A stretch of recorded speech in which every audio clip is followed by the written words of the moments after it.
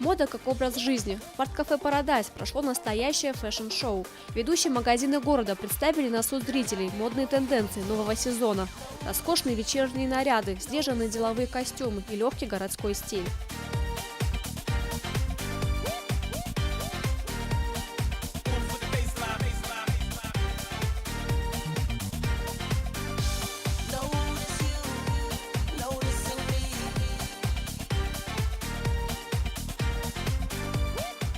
Создать единую площадку для молодых дизайнеров и стилистов, чтобы те смогли показать свое умение, мастерство и талант, а магазины и бутики продемонстрировать богатый выбор – основная цель мероприятия.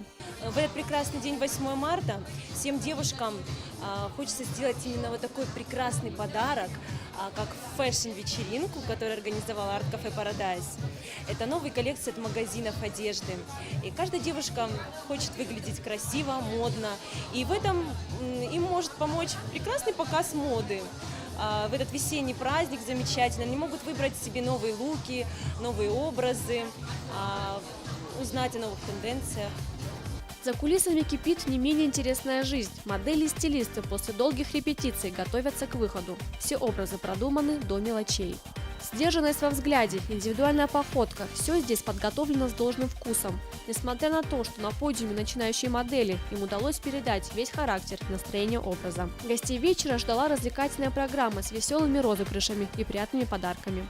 На данном показе мы представляем современные стили, современные направления данной моды, которая сейчас присутствует и не только в России, но и везде. Эксперты моды рекомендуют этой весной перейти на сочные цвета и крупные принты.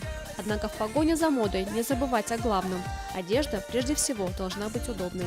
Тома Валева, Тина Тимузашвили, Олег Рамонов. Осетия ТВ.